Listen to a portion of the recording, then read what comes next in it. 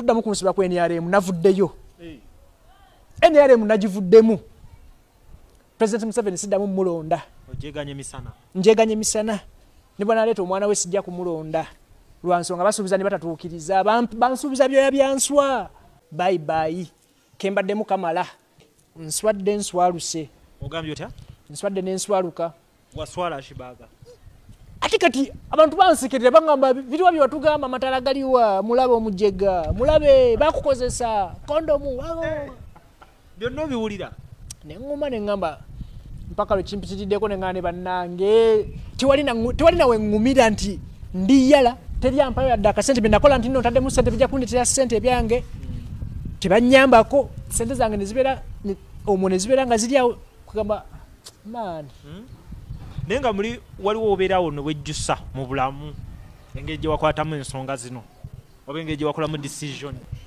nejjusa nti nalimbibwa zirawo nembijjukira nenkaba neŋŋambo basinga teyakiŋŋambo basinga man kindistroyinze nnyo baganda bange nkomawo gye muli ne bwe bantandaalo ngikwatibwe gikwatibwe abaagala obatendera Ssekinnoomu mbayina basala Joy Bakanansi aba Superstar baani nammwe Ssekinnoomu nkisobola sikinaako buzibu namaze okuwandiika ebbaluwa eyeetondera fada tyova toyombye nze lisaayombako nabali bwakya buki bagenda okulaba nga omuyayi ŋŋenzi bulungi omwana mulenzi oyo yali mu nnyenye ya NUP era ebiseera ebyo Akibaga Kato nga ye bloga gwe tumanyi bw'oba mujjukira ebiseera ebyo naye munnange bagamba nti oba nkyogere ntya ebintu byatuuka ate ne bamutomeza essaawa yakakati gakaba gakuba era yamutabukako mu NRM gye yali yeesigamye agamba bamukuba enkokola ate no mu NUP agamba abaana bamukuba left right center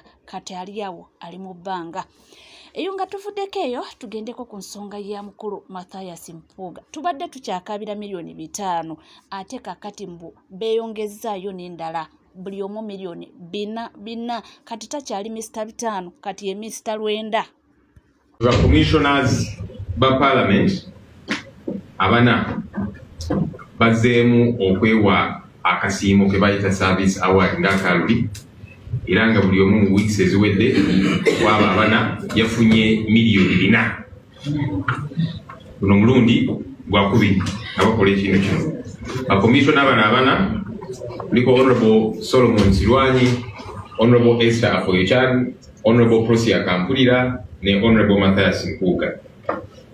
Sente zino zabaweebwa mbu zibayambe okuyita mu kalulu ketugenda mu campaigns n'ebirala. Era sente zino zayisibwa mu saako eya parliament. Ogezaawo okulaba nti tewaliwo ka paper trail kuzisa mu saako ya parliament. Ebyampuuga nno juzi wanere gye buvuddeko mukulu Frank Gashumba yavaayo n'agamba nti mukulu Mpuuga ng'agaba ssente ne fact yagamba nti omwami agaba ssente oyinza okulowooza nti alina kataapu kasumulule essente ne ziyiika nga yeebuuza essente azijjawa kumba abakulu mu parliament bano nno bakomishona betwogerako abakulu batuula ne beeyongeza buli omu obukadde 4 ate nno ffe tuyinza okuba tulowooza nti kati luli 9 luyinza okuba nga n'obukadde bwatuusedde 10 kubanga kigambibwa mbu kyakola e Masaka amansa ssente omulala n'atamansa. Sinaba kukyusa Mpuuga ssente zaatadde mu kalulu e Masaka gye yazijje situmanyi. Mpuuga kati ssente azigabanga jjenje. Kati kankubulye lwaki Mpuuga badly needs that constituency and lwaki Kyagulanyi ajagala. Kambawe kano analogy nejo kujja kino ekintu. In a national park empologoma ino kudduka faster than engabi egikwate egiriye kubanga bwe tegikwate empologoma ejja kufa enjala ate n'engabi ino kudduka faster than a lion okwewala okulibwa kati kyekiri e Masaka emukungwe yegenda okubeera battleground. Mpuuga alina okusaba ne bajjajjabe awangule constituency eyo kuba batagiwangula kijja kulaga nti Kyagulanyi yamufula kyali ate ne Kyagulanyi alina okulwana nnyo candidate wawangule alage Mpuuga that you are nobody. Kigwa kitya kati sente ateeka mu Mpuuga sente sebo sente zituuka oli musajja mugagga yeko inako yekoledde sebo akolawa musajja mugagga badde banga kati ulira nakugamba abantu abasinga obukodo omukwano gwange nanyigira nnyo sirikiddamu kukyogera naye kwaba abantu entalo zo bakunyigira nange banteeka matasize bambyogera kati kankubuuzemu ekibuuzo kati bwojja ku mukolo nga gwe leader opposition abakyala abakadde ne bakabira nti balina ebizibu bya miliyoni 2 notabisootinga. Do you deserve to be called the right honor? Munamaina title right honorable. Ajirina bonna balino. You get it? Ne bangambi kati ennaku zino engalo ziweweera. Ndoza yakitegedde nti obuggulu n'obukopi tebugenda kujja kalulu muku tukyeyongerayo mu mawulire ag'enjawulo y'omukulu MC Kats avuddeyo n'akukulumira pulezidenti w'ekibiina kya NUP mbu ayitiriza okubanga amusindikira oba amuwendulira ab'okumuvuma. Let me address His Excellency Mr. Bobby Kyagulanyi. Mr. Bobby, with my 2 eyes here, between you and me, you know we've moved Nalini Kamotukanyo after 5 from Kampala to Busabala. Mbadeko nawe ngatekuli camera. If your boys ever come back Nabamvu Masiri, because you know you in this industry, telecom industry whereby we know how to manipulate internet. You have a team who you tell umbono no waliza penge abuge umbe na mpisamu nzokuvu masibo ebuzibu femulina by the internet tebabali abadde 10 muyinza okuvuma ekintu nekinzija kuwaya eyo era wenagwire eddalo mwabali bantwala kati eyo ayi njakuyamba bagirimu temusobola not even this little kwogera anything nikinda wadde n'okimunyingira ku wadde wano. But Bobby, let's be civilized and human and control your team, because between you and me there was a life before this politics. Between you and me, and you know, Hungry Management Lawrence, you know, sorry Rajivia Farmani, CPS, you know, people know. And maybe right now you think all these things disappeared. I was a very educated journalist. I have things I keep for myself, like police statements, sergeant statements.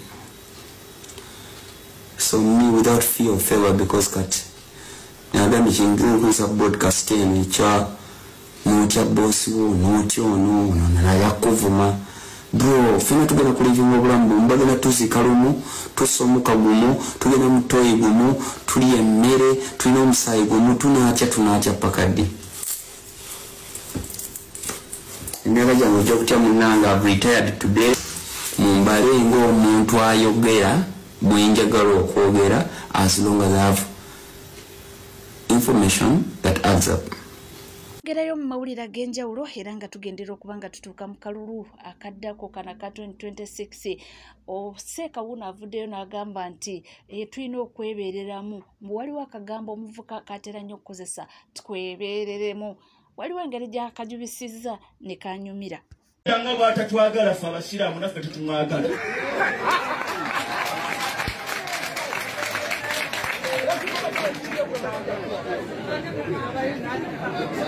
Era badde mpuliriza ono omwana omuto atera okugamba abantu nti mwebeereremu leero ng'ayogera ku basiraamu nti mubonyebonye nnyo naye singa nzija mu buyinza nja kubakolera embakolera. Tetunnamanya oba anaabikola naye tugende n'atusuubiza oluusi.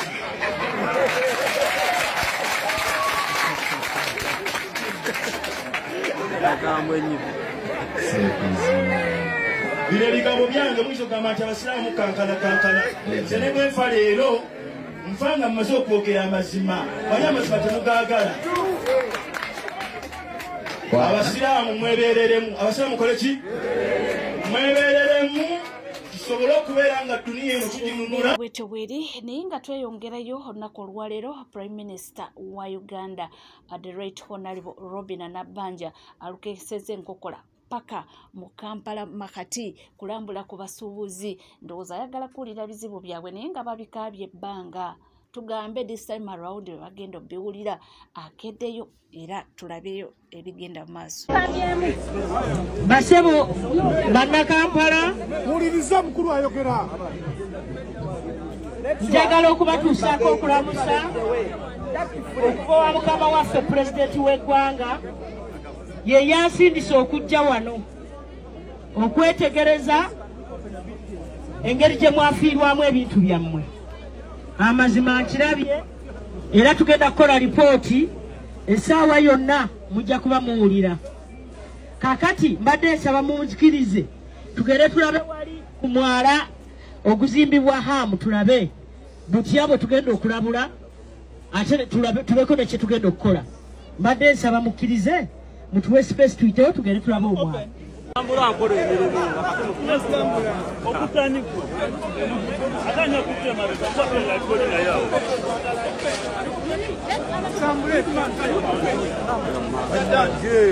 Open, guys.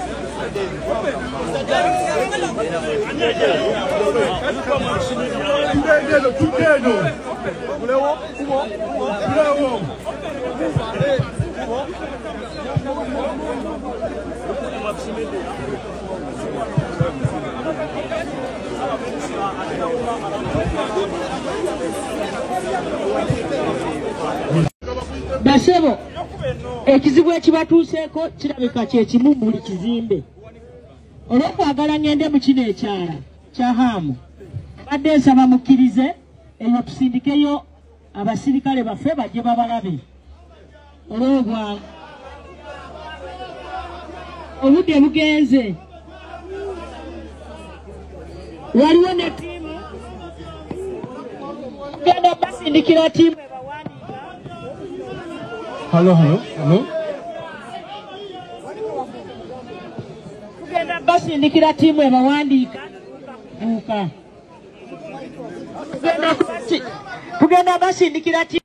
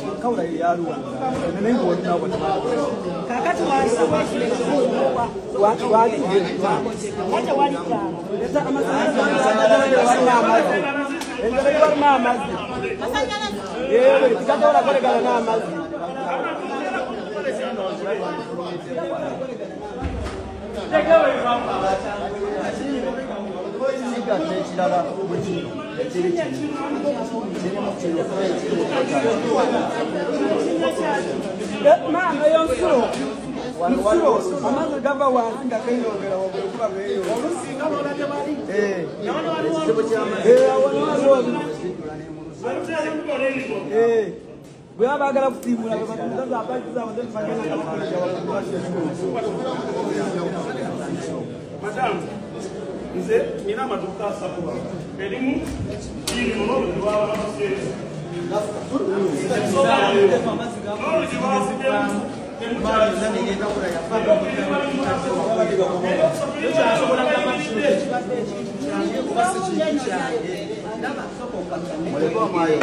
amaduka nina asatu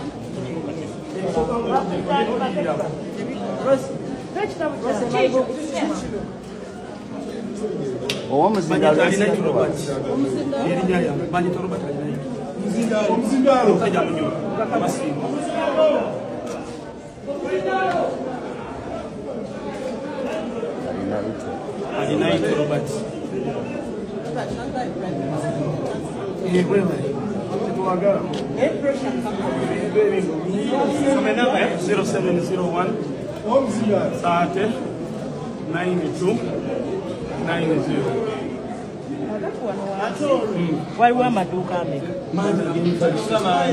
leka namba eyo gina kubanga bw'oba otunulamu wano tewali maduuka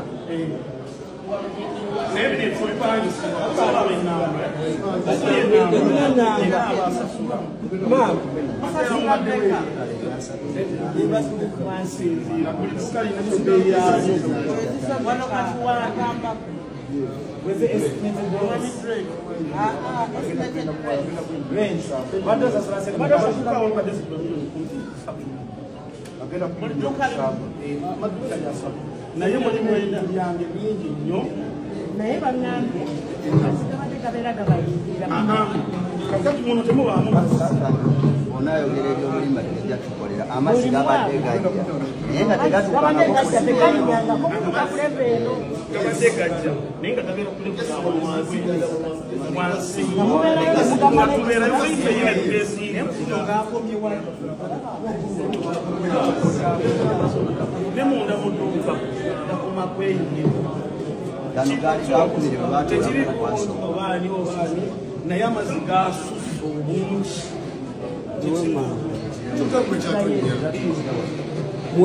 kyayogera ku nsonga ya prime minister w'eggwanga Uganda the right honorable Robinah Nabbanja nti yatuuse edda mu kibuga era awulire emiranga gy'abantu jjojjo miranga bagikaabye twalabye omwana muwala Anatalia Oze ng'atema omulanga naye abaana basabudde oli abaana bamulangidde nno abaana bamukubye left right center naye n'agamba nti kyonna kyekiri nze mbadde nnyina okuba nga njogera ebinnuma era mu bantu byasobodde okuba nga akoowola mwabaddemu prime minister nti aveeyo ayingire mu nsonga zaabwe kubanga nti amabanja gajja kubanga gabatta loans zifuuse loans ate nga emaali yaweddewo so katulinde tulabe tujja kubanga tubatuusaako ki kigenda kubanga kivaamu mu meeting eno gyagenza okubanga asisinkana abasuubuzi era byonna bibanaaba batuuseeko tujja kubanga tukomawo nga tubibawo oba mujjukirako emabegako wali byali byekuusiza oba yali musolo inflex oba giyita inflex mugijjukira bulungi ayo yakwata wansi ne waggulu bamutwala talinnya ne bamugamba ti ffe tubadde tuwagala pulezidenti ate ggwe abasuubuzi baali bakambwe ne bamutwala nga talinnya ne bagamba nti ffe tetwetwaga prime minister naye munnange this time around balina okukkakana kubanga embeera mwe bali si nnungi ebintu byagenze balina okuwuliriza aze ne kaki lunaku lwaleero so tujja kubanga byonna tubibatuusaako na kano kakulu jukira waliwo olutalo olubaddewo wakati wa Luwirite wamu ne Ssenga Acid ebintu bivuddeyo bingi nnyo Ssenga Acid ng'aleeta bwino ku bwino wa Luwirite kakati omukyala ono Love Masa agambye nti mulabe difference eriwo wakati wa tribe endala ne tribes endala yeebuzizza nnyo omuntu jojja guts ku recordinga buli kimu ekikwata oba ku neighbor wo oba relative wo okiwa omuntu amusabula atuuke kumwabya kumutuusaawo agambye nti tribe endala tezikola ebyo ebyama byewamwe byonna twabitegedde olinda ky'okutuwa ebya Ssenga Acid kati njagala mwawula abanyankole ne Kabira endala teri munyankola genda w'Abasenga Acid alikodinga amaka mpaka munda alikodinga taata we afune ebyafaayo bya Ssenga Acid wallahi bilayi abiredi abikuwe taliyo ffe tetweryamu nkwe kati njagala okimanye nti gw'oliwa wano mu Kampala mu Buganda olowooza ani awa Ssenga Acid ebyama byewammwe bakikakyo mikwano gyo baneiba njagala olwaleero okakase nti gwe tosobola na kulinnya embalala ng'ogenda kunoonyereza w'Abasenga Acid gwe n'abanyankole okulabayo obulabi bayinza okukuba emiggu gy'olifa teweerabidde ekyo wallahi amazima tugogere tolina gw'ogenda kusindika abege mama wa Acid aveemu ebigambo abanyankole bali sensitive nnyo oyo Ssenga Acid munyankole naye gwe abakuliraanye ku lusegere famire eyo baneiba bamwe beba wa Ssenga Acid okumanya nti banange Luwirite ebyama byewamwe byonna twabitegedde olinda kyokutuwa gyayogedde erimu egumba ddene w'otunuulira mu bintu ebibadde bigenda mu maaso omuntu n'akwabya n'atuuka okuleetera n'ekyomunda olabira ddala nti waliwo omuntu ali close awayo information yo abaffe abantu mulina okwegendereza abantu era ani gw'oyita mukwano gwo oba ani akuli okumpi webale kubanga wekumidde ku NCK TV teweerabira kubanga osubscribinga ringinga that notification bell sharinga likinga tukyalina amawulire mangi nyonyini ddala kugamba bugambye nti gwe tuzikkalira nywera buli kyewetaaga okubanga omanya nja kubanga nkikuwa era nja kubanga nkikutuusaako wona wole wona wosinzidde sigala naffe tuvaawo